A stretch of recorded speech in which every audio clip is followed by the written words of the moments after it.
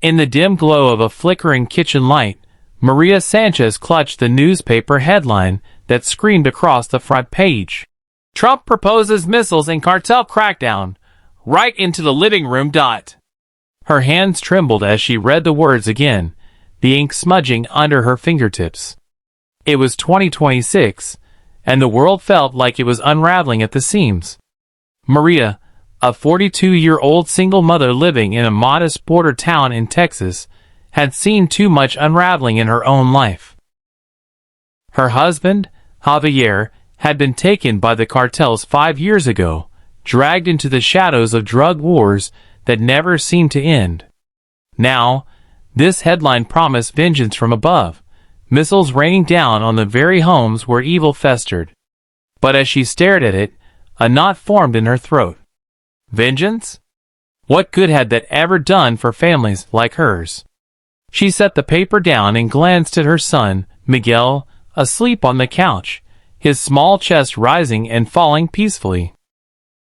At 12 years old, he was already carrying the weight of a world that had stolen his father. Maria whispered a prayer, not for missiles, but for something, anything, that could mend the broken pieces of humanity.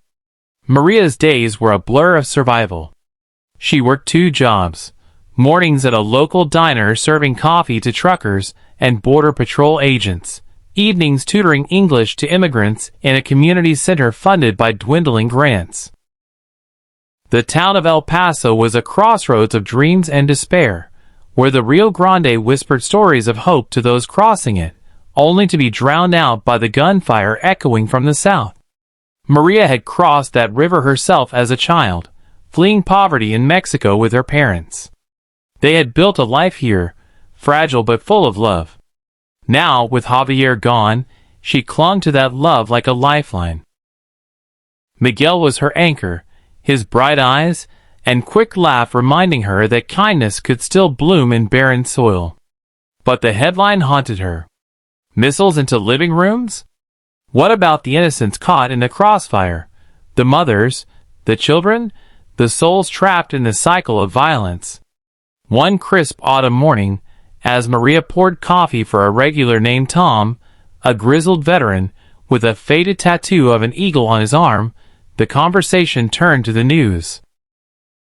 "About time someone hits those cartels hard," Tom grumbled, slamming his fist on the counter. "Right into their living rooms, like the man said. No more playing nice." Maria forced a smile, but her heart ached. "And what if those living rooms have kids in them, Tom? Like my Miguel?" Tom's face softened, his bluster fading. "Didn't think of it that way, Maria. War's messy, ain't it?" She nodded, wiping the counter absent-mindedly. That exchange lingered with her, a small crack in the armor of anger that so many wore. Perhaps, she thought, change didn't come from missiles, but from moments like these, conversations that humanized the headlines. As the days passed, Maria found herself drawn into the community's undercurrents. The local church, St. Teresa's, was organizing a vigil for victims of cartel violence, and she volunteered to help. It was there she met Elena, a young woman with haunted eyes and a scar running down her cheek.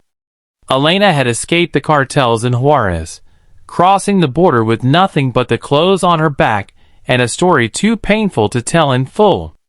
"They took my brother," Elena whispered one evening as they folded flyers. "Forced him to run drugs. When he refused, they didn't hesitate."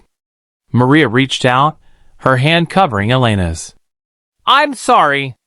My Javier, he tried to protect our neighborhood. Paid with his life." In that shared silence, a bond formed, fragile yet fierce. Kindness, Maria realized, was not weakness. It was the quiet rebellion against a world that demanded hardness. Miguel, ever the curious soul, began asking questions about the headline. "Mom, why missiles? Can't we just talk to them?" His innocence pierced her. How to explain the complexities of borders, drugs, and power to a boy who still believed in superheroes? "Sometimes, Mijo, People think force is the only way. But I believe there's another path, one of understanding. To illustrate, she took him to the community center, where immigrants shared their stories. There, Miguel met Carlos, a former low-level cartel runner who had turned his life around through a rehabilitation program. Carlos, with his tattooed arms and gentle voice, spoke of the desperation that drove him into the life. I was just a kid, like you, Miguel. Hungry, scared. The cartels promised protection, money. But it was all lies. Miguel listened wide-eyed, and later that night, he drew a picture, a missile turning into a dove mid-flight. See, Mom? It can change. The unexpected turn came on a stormy November evening. Maria was closing the diner when a man stumbled in, drenched and bleeding from a gash on his forehead. He was Mexican, his accent thick with fear. Please help. They're after me. Without hesitation, Maria locked the door and guided him to the back room. His name was Raul, and as she bandaged his wound, his story spilled out. He had been a mid-level enforcer for the Sinaloa cartel, tasked with smuggling across the border. But when he discovered his bosses were trafficking children, he couldn't stomach it. I tried to stop them. Let some kids go. Now, they're hunting me. Maria's pulse raced. This man, this stranger, embodied the very evil the headline railed against. Yet here he was, vulnerable, seeking mercy. Should she call the authorities? Turn him in? The missiles in her mind's eye felt closer than ever. Instead, she chose compassion. Stay here tonight. Tomorrow, we'll figure it out. Raul's eyes filled with tears, a hardened man broken by a simple act of kindness. As the storm raged outside, they talked. Raul spoke of his own family, a wife and daughter in Mexico, living in fear. I joined to protect them, but it destroyed us. Maria shared her loss. The void Javier left. In that back room, walls dissolved. Not between nations, but between hearts. Raul wasn't just a cartel member. He was a father, a son, lost in a system that chewed up souls. Word spread quietly through the community. Elena, hearing of Raul, came to the diner the next day. Let me help him. I know people who can get him asylum. Together, they connected Raul to a network of activists and lawyers fighting for reform. But danger lurked. Cartel scouts were spotted in town, whispers of retaliation.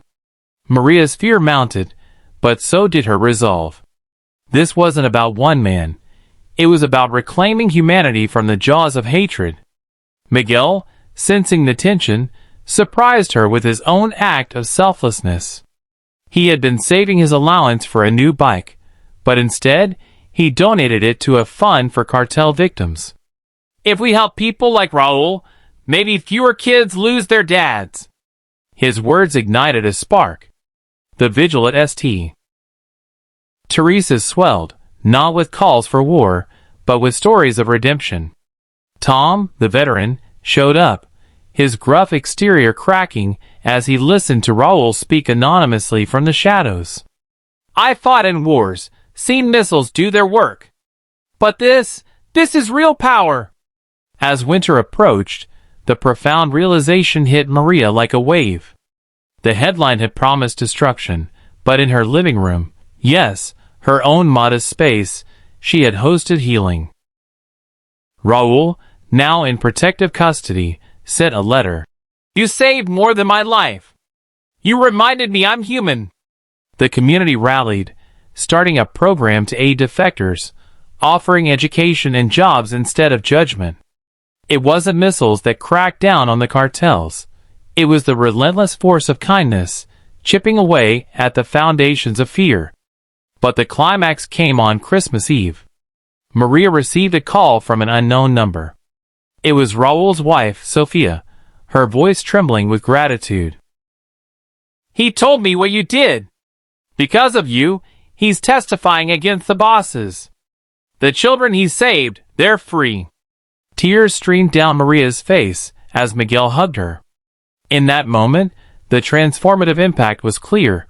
One act of compassion had rippled outward, saving lives, mending families. The power of humanity wasn't in weapons. It was in open doors, listening ears, and fearless hearts. Yet, the story didn't end there.